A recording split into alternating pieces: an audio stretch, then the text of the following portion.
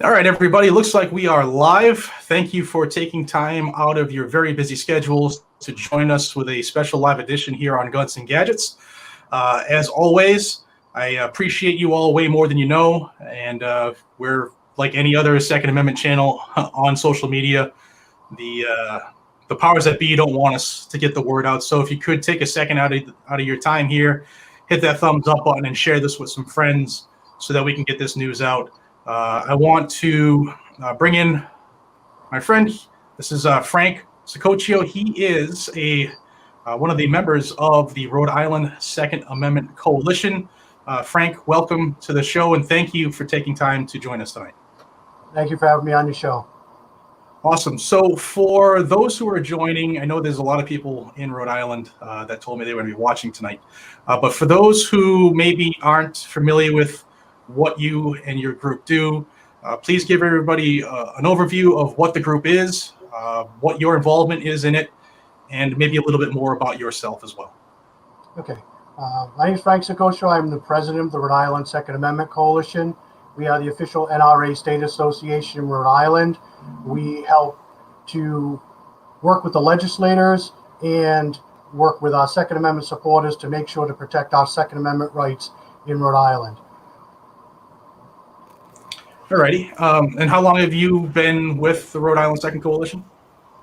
I've been the president of the Second Amendment Coalition for 7 years. Okay, awesome.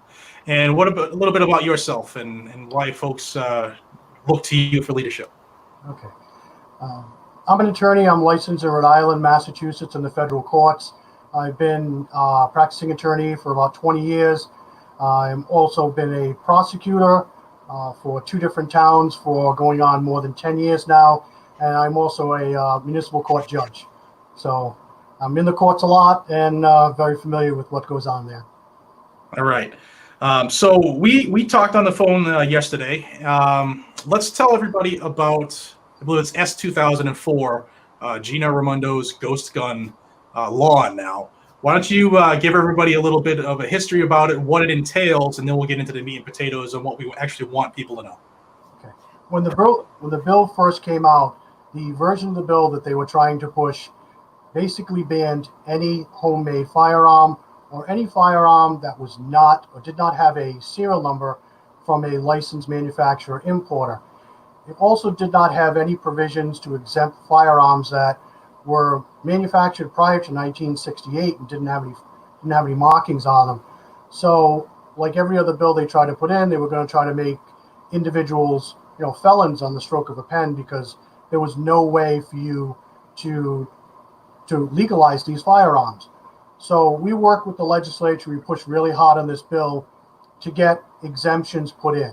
The exemptions we put in were any firearm that was built prior to 1968 and was not required to be marked. Those are still considered to be legal firearms. There's no requirement to mark those.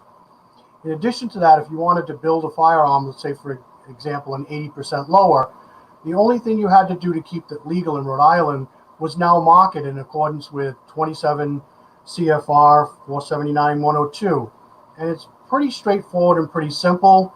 You just have to mark on the firearm, put your name or recognized initials, a unique serial number on it. You can put whatever serial number you want. Put the city and state on it where you as the individual finished machining it, and you can put the caliber on it. And if you want to change the caliber and go from a 223 to 22, you can actually mark the side of the firearm multi, so you can use it for whatever. And just by doing that, you make the firearm legal. So you didn't have to get rid of any firearms that you had before. You just simply have to mark them. There was a lot of pushback at the legislature because we wanted a time frame to be put in there so people that had these before would have the ability to mark them. And we had a lot of pushback. They didn't want to give us any time whatsoever. And we finally got both the House and the Senate to agree to at least 30 days. So once this did pass, you now have 30 days to put the markings on the firearm, and then they're considered, legal. Okay. All right. And for those who, and I'm glad we talked on the phone, because if you read all of the stuff coming out of the governor's office, they don't want you to know that little section where the maker is the term you have now, correct? The maker can actually market themselves. Correct. Under the federal law, there are 3 individuals or entities that actually can mark a firearm. You have a licensed manufacturer, a licensed importer, or a maker. A maker could be somebody like myself or you, if you want to finish off or machine your 80% and finish it. As long as you're not in the business of making firearms, you can machine it and put the numbers on yourself. Legally, you're allowed under federal law to put that number on there. So we put that language in there so that Rhode Island law now mirrors federal law, and the only requirement is you just put the numbers on them in accordance with that section, and you're good to go. Okay, and it's pretty easy to do. The average person can do it with watching a YouTube video, correct? It doesn't take long or much effort to do it? No, it doesn't take much effort at all. There are also some companies in Rhode Island that'll actually do it for you for minimal amount of money. You can have it laser etched in there. You can do it with there's ways to do it with the transformer and some saltwater solution. I've seen the results. They come out very well. And yeah, their firearm is permanently marked. Okay, and if anybody watching knows somebody or is even involved in a company that can do this for people who live in Rhode Island, let everybody know. Let's try to get as many people aware of what's going on and try to help them out as much as possible. One question I just saw in the comments, Frank, that I wanted to bounce off you that I don't even know. Is Rhode Island an open carry state? It's a gray area in the law. Technically, the license you have is to carry a concealable weapon. So when you get a CCW, they tell you should carry concealed. But there's technically nothing in the law right now that says if you want to carry open, you can. Okay.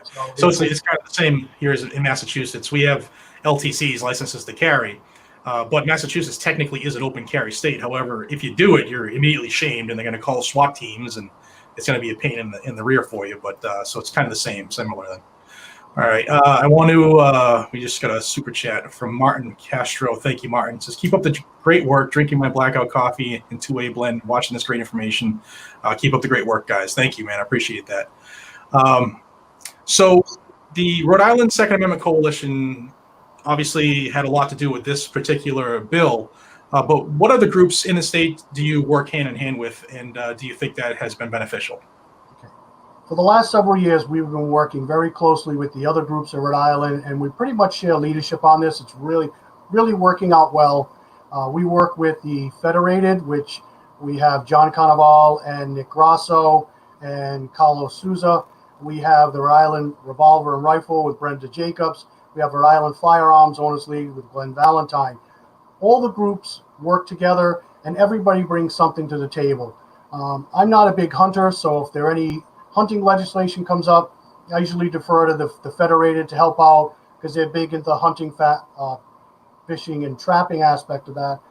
When it comes to looking at some of the stats with the CCW and then later on with the elections, usually the Rhode Island Firearms Owners League is really good with breaking that stuff down and helping us with that.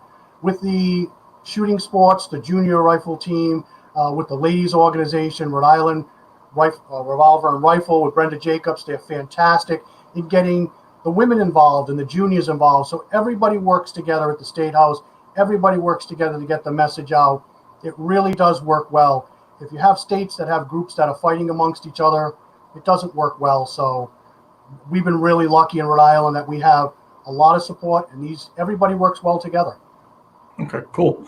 That's good to know. And as somebody who has actually been at a couple events at the State House that you have been involved in, it was very refreshing to see all those yellow shirts come out and hit the State House in Providence. So you guys do a hell of a job. And I will say that when things happen in Rhode Island, a lot of people show up. And I can't necessarily say that about some of the other states where I've been to events, including my own. So you guys are doing excellent. Thank you. So is there anything else that you want people in Rhode Island to be aware of? Maybe do you guys, does your group keep track of who's running for office? And do you recommend people? And if so, how can people find out about that? just let me back up just a minute. One of the things I like to tell people is if you're doing an 80% lower, and I've said this to people for a very long time, prior to doing the final machine work, put the numbers on them. Because, life is stranger than fiction. You might finish up the firearm and get distracted, and then you have a finished firearm with no numbers on it. So do it the other way. Put the numbers on it first, so by the time you finish machining it, it's already done so that you won't have a problem. So just the order of it, I think, is very important that people should know about. Okay, because prior to machining, it's basically a block of aluminum. It's not considered a firearm. So, but once it's fully machined, it's considered a firearm. So it needs to have the numbers on it. So do those numbers have to be in a conspicuous area in Rhode Island, or can they be like on the inside of the frame somewhere inside the They receiver? have to be in a conspicuous area, and there's certain requirements. They have to be at least 0.003 of an inch deep. They have to be no smaller than a 1/16 of an inch, and they have to be something that can put on there that can't easily be removed on that. So you can't like do it with a marker. You have to actually etch it into the plastic or the metal. Now, you're a lawyer, so I got to ask this question anyway. Are any of these laws going to affect any of the criminals in Rhode Island? Yeah, they probably will, because if a criminal is going to try to make a firearm and get around the law, I don't think they're going to take the time to put their name or regularly or their easily recognizable initials and put all the numbers on them. They're probably not. So maybe I should rephrase it this way. Do you think that Gina Raimondo thinks that passing new gun bans, in her word, not mine, that it'll do anything to the criminal populace, or is it just going to affect us law-abiding folks?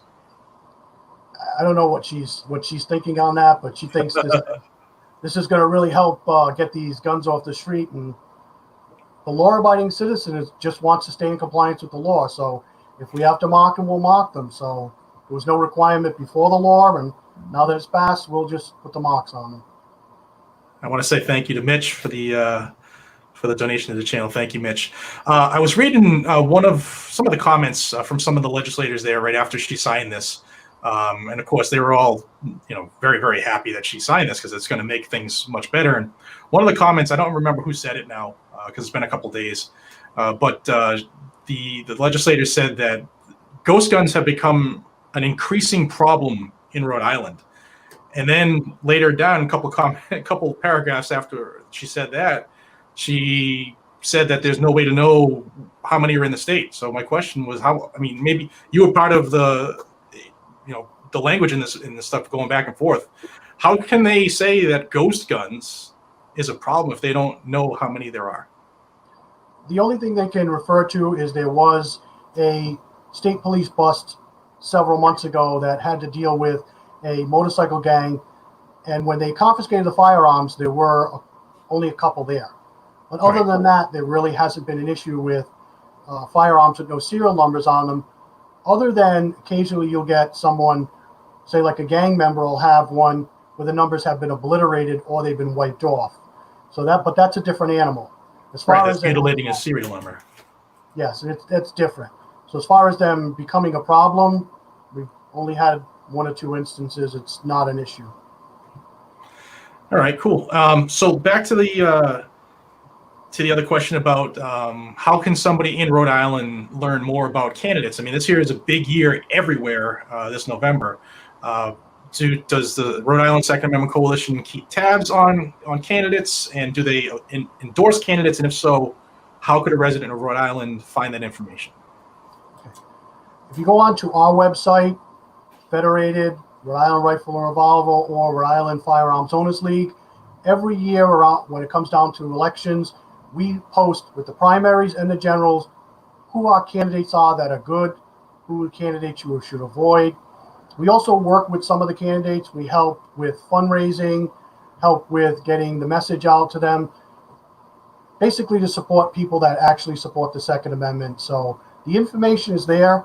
It's there every election cycle. You just have to go on and you'll be able to find out.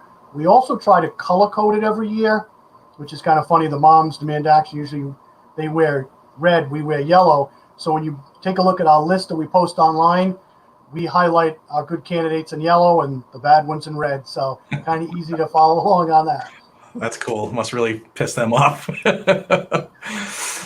All right.